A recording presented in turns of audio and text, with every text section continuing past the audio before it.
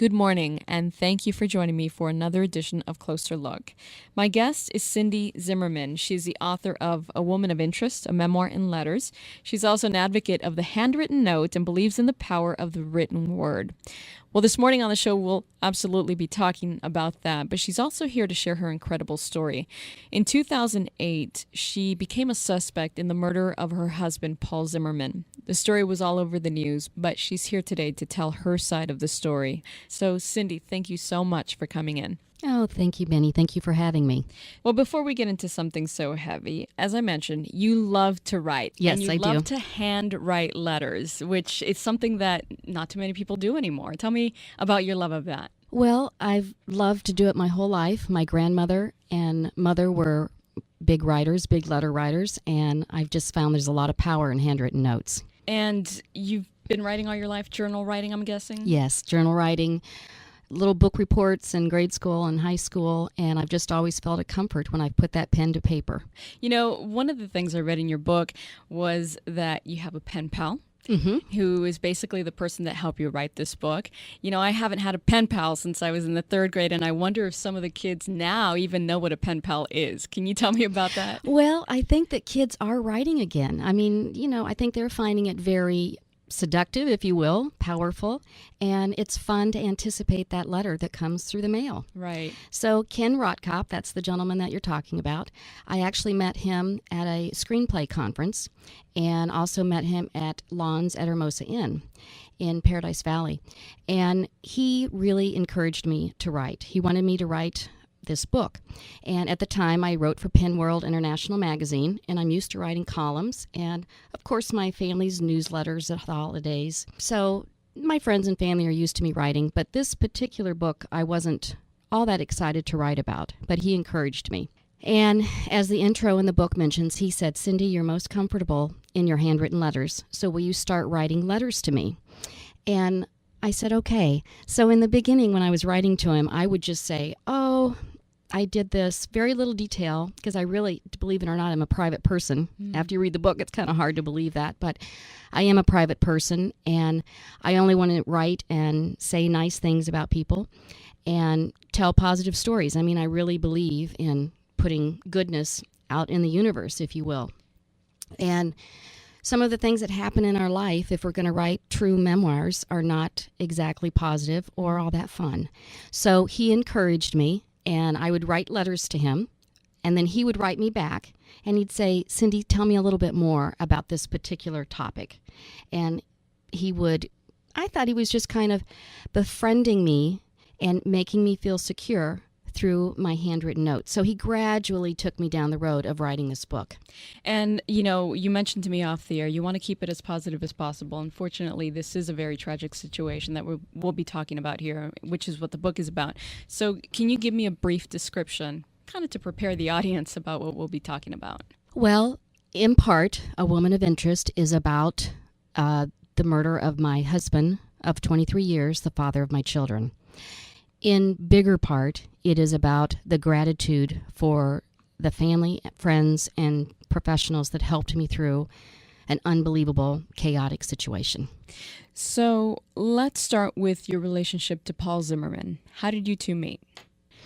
Well, Paul was a wonderful man, and he was a wonderful man when I met him. We met in Casper, Wyoming at a medical product fair. Very successful, generous, thoughtful. And we had our wonderful family together and married for 23 years.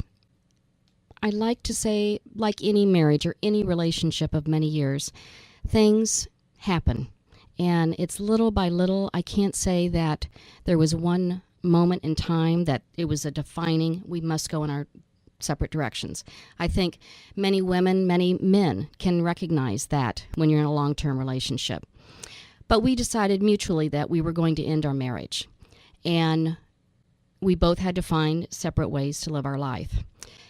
The way that I refer to it, because he is the father of my children and also a wonderful man, he lost his way and somehow or another got mixed up with a crowd that was not in his best interest.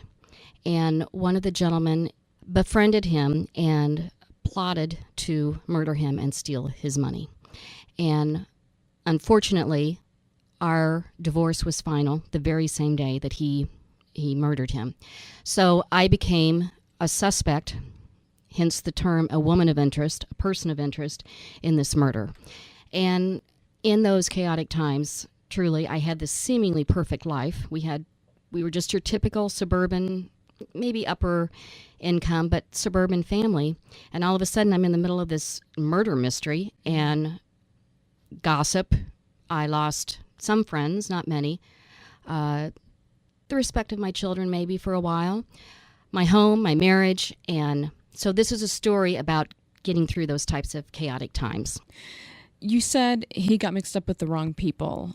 Is this something that just happened kind of as a result of the separation, or did you see signs of him heading in this direction before the divorce? There were signs of this in our marriage. He loved to play pool. He loved to go to what I've referred to as dive bars, and I was always uncomfortable in those environments. But he did have a propensity for that type of crowd. Do you think this is probably part of the reason, too, why you had to go your separate ways? It was. I comment in the book that I began to go home earlier. I profess in the book that I liked five-star restaurants. He did, too. And I liked white tablecloths and those types of environments. And so when he would want to go off to the dive bars, I would tend to want to go home. So you said your divorce was finalized on the day that he was murdered? Yes.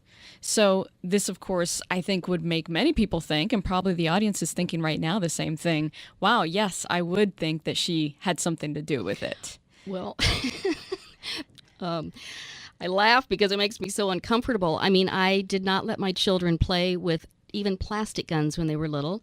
They weren't allowed to watch violent TV. I barely let Power Rangers in our home.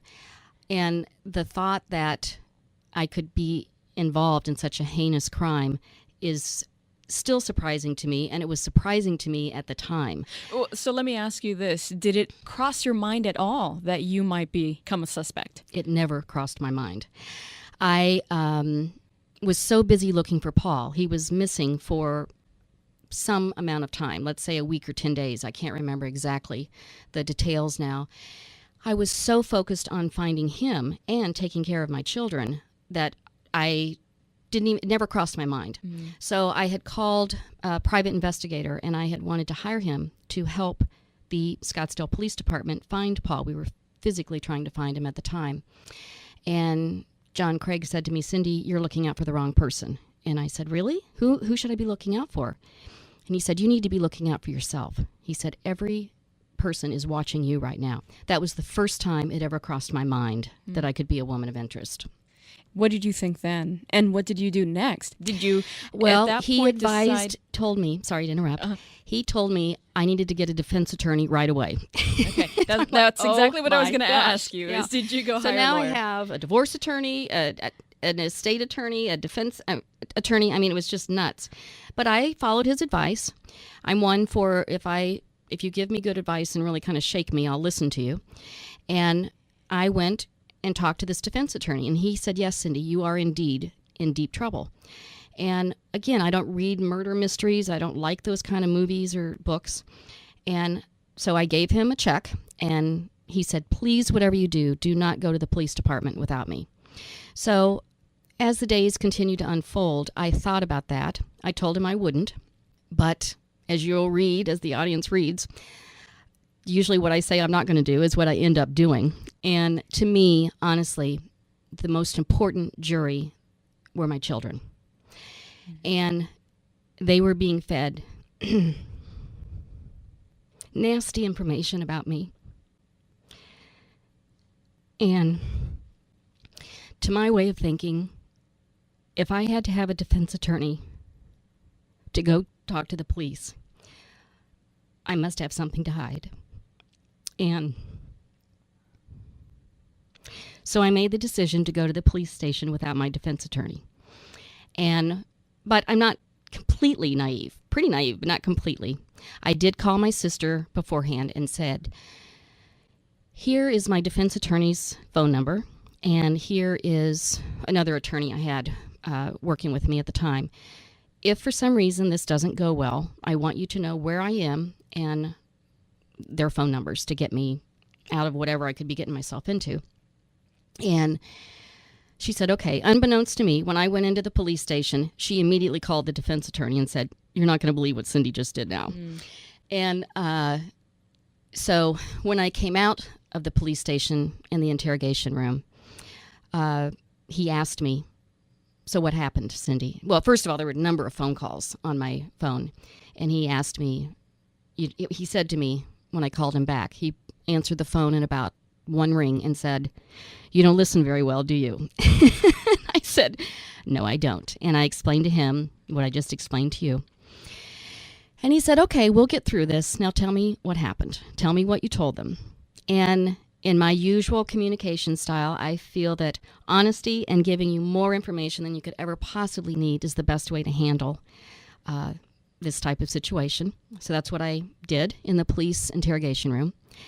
And his comment to me was, "Oh, Cindy." And he said, "Okay, we'll get through this."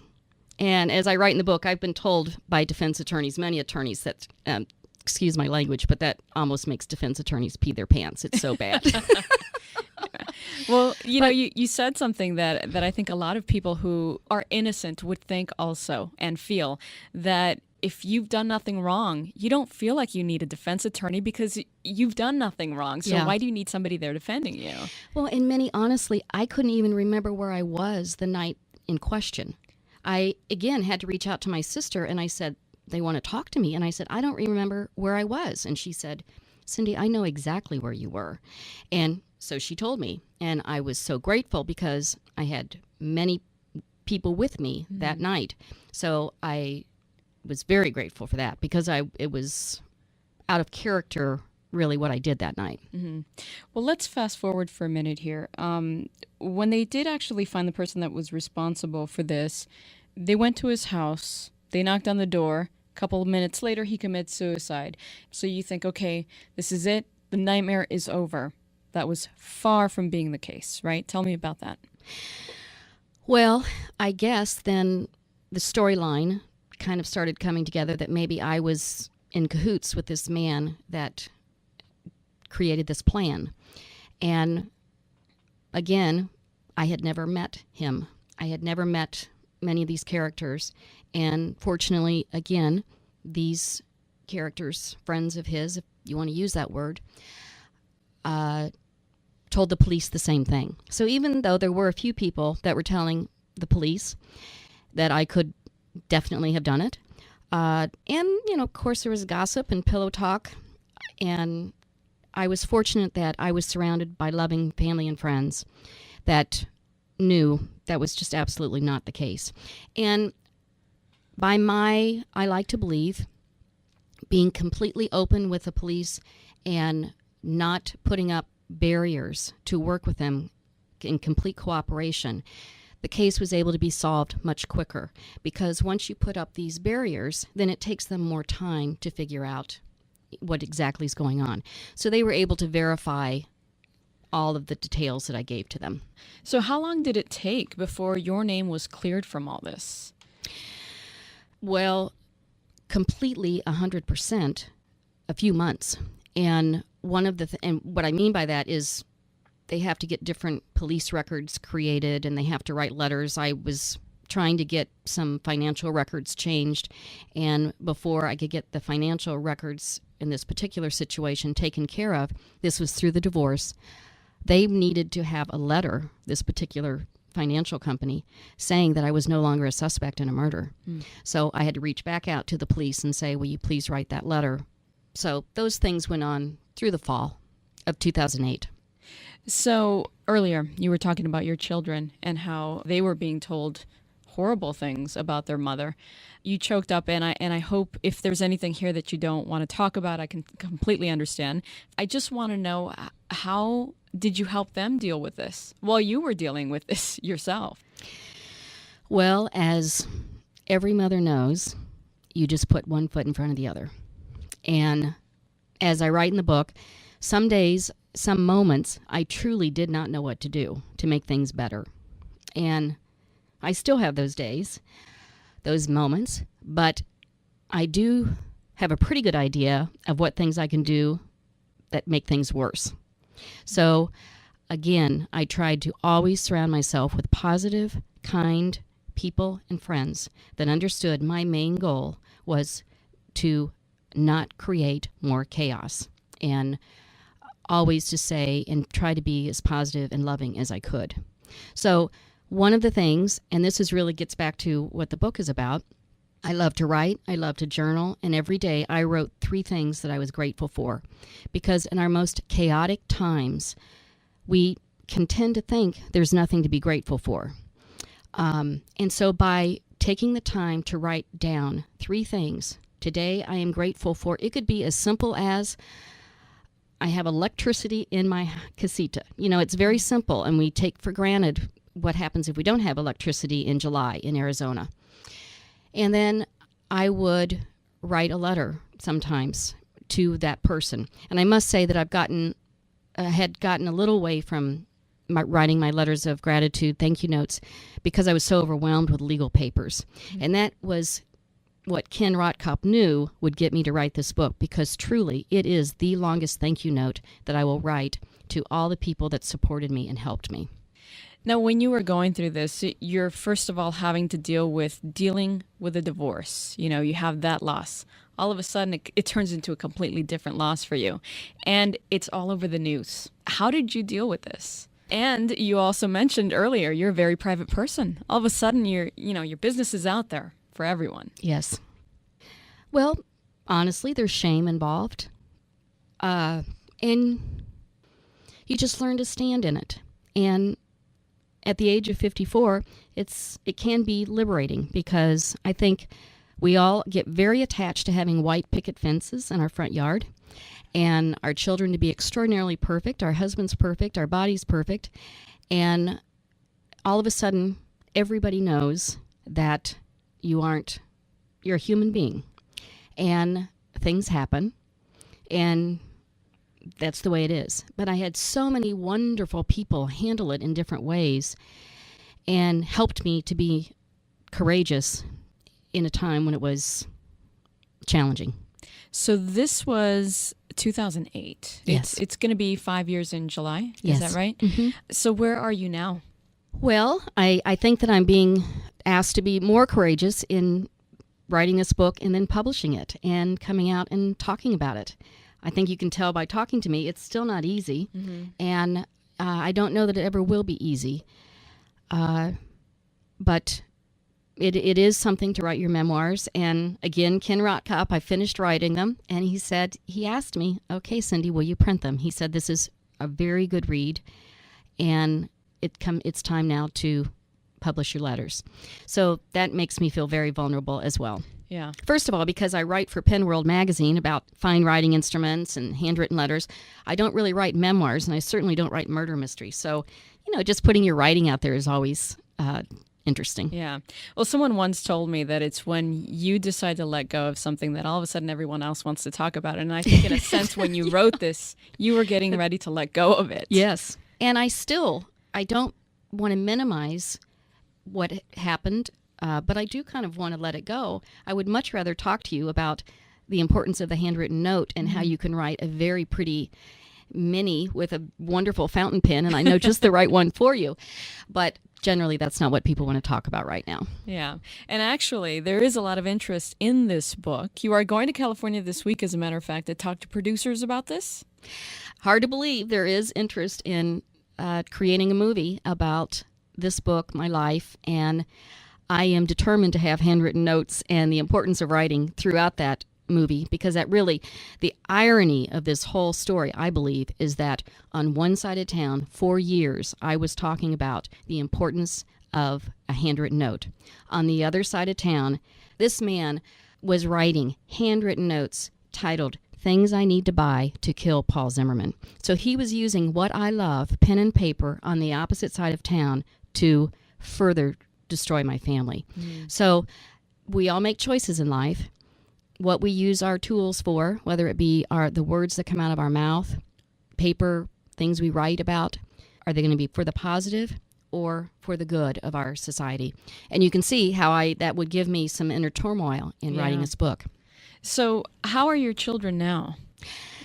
I'm pleased to tell you, Minnie, that they are wonderful young adults. I don't talk about them publicly, but they are wonderful. I mean, I say in the book, my number one gratitude for the rest of my life. I don't care if I ever get another blessing or not, although I have many in each moment, that the murder did not harm my children. And they were indeed in harm's way. So when you have a blessing like that, the rest seems really quite trivial. Mm-hmm. You said that you lost a lot of friends while this was going on. Jen, I think I said a few. A few. Excuse me. You did, actually. I'm actually more... I am grateful, and I cannot believe how many friends stuck by me. When you're having things said about you that are really... nasty. Yeah, they are nasty. I mean, I don't know if I could think of another word for that. So you did lose a few friends, but did more people start coming into your life that were positive influence for you at the time? Well, I've always had a wide circle of friends, and I'm sure, more people came in. But on the other hand, in those times when you are vulnerable, that is really not the time to be making a lot of new friends, because your judgment is, at least my judgment, could have been not as good as it needed to be. So I do have and did make new friends at the time, but I tried to be careful, understanding that my judgment wasn't quite what it needed to be. So what do you want people to take away from this? How much I love my friends and family. Well, what do you... Nobody wants me to tell that. I mean, but that's truly, if I'm honest with you, that is what I want them to look at it and go, man, this woman loves her friends and family. But I guess if in some way by me sharing, I had this piled on, other people, other women, other men are having things piled on them as well. And if in some way reading the book maybe gives them an idea of how they can get through what they're going through, or to their friends and family, oh, I didn't think about writing a note every day for a year like my mother did. She knew the power of getting me up out of my bed, out of my apartment at the time, to go down to the mailbox and have writings of love to open every single day for 365 days. How amazing is that? Yeah. There's a great idea to help a friend. So what's the positive thing that you take away from this whole experience, this whole nightmare, basically, that you went through? How wonderful people are in tragic times. And also, what I learned is I really know very little. I'm not an expert on anything, but I know a lot of people that are experts. And so I had to spend time talking with defense attorneys, strategizing. What am I going to do here? And really, really thinking outside the box.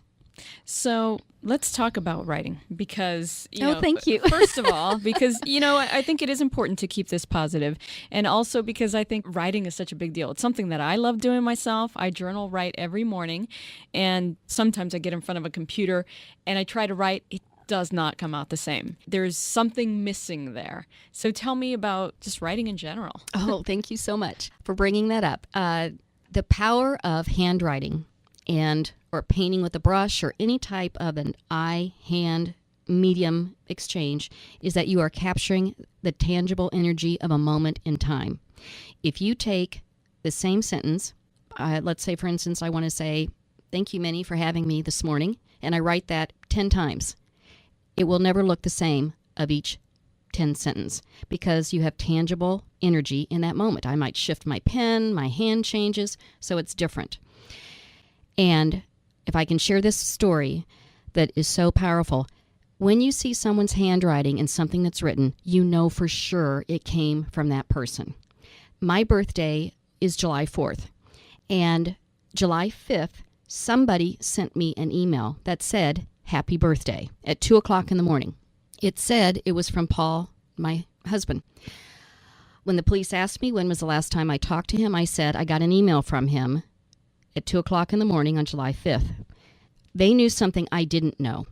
The man that killed him had his computer. I don't know for sure who sent that email. It's the same thing with text. We all play these texting fun games. Had it been a handwritten note, I would have known for sure that it came from him. Now, I'm going to believe that it came from him just because that's what I want to believe. Mm-hmm. And I have many handwritten notes from him through the years, so I know how he felt about me. But that's my point. And for us personally, it's not even about the other person. It's also for us personally.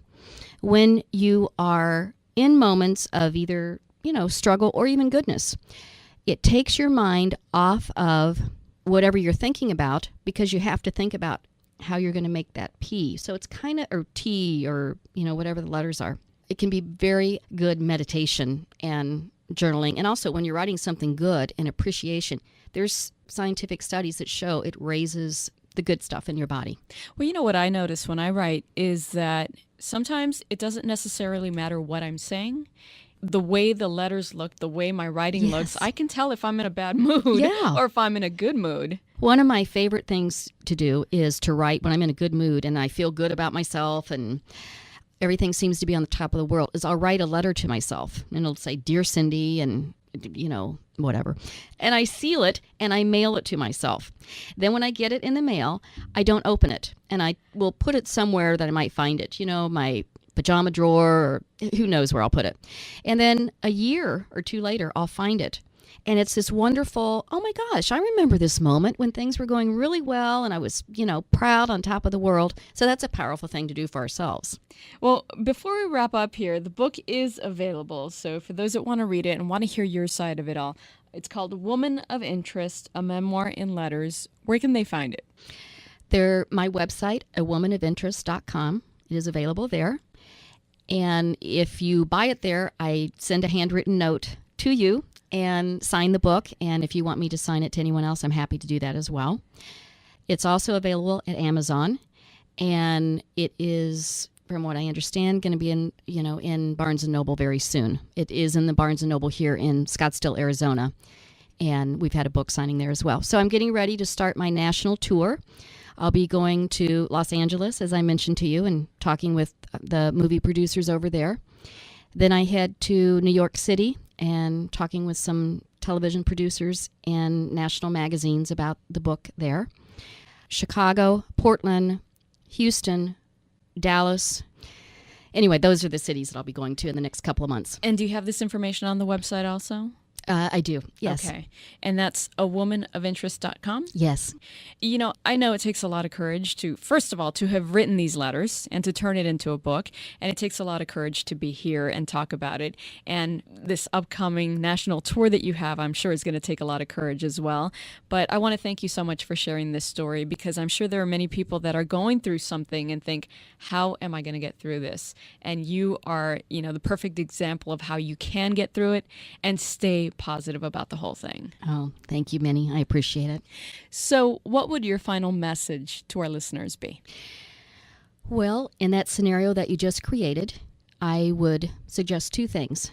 One, make your decisions with your behavior. Act as if someone, maybe hopefully yourself, will be writing a book, or someone else might be writing a book about you, because that tends to guide your behavior, I believe. And then the second thing, to write yourself, because we all have a book in us. And so to have those notes, because it'll be hard to remember all the details, because you'll be so, you're a little more frazzled in times of chaos. But to do your own writing, it releases whatever is going on, but it could be a great resource for when you have your own book to write. Cindy Zimmermann is the author of A Woman of Interest, a memoir in letters. Thank you so much for coming in this morning. Oh, thank you. Have a great day.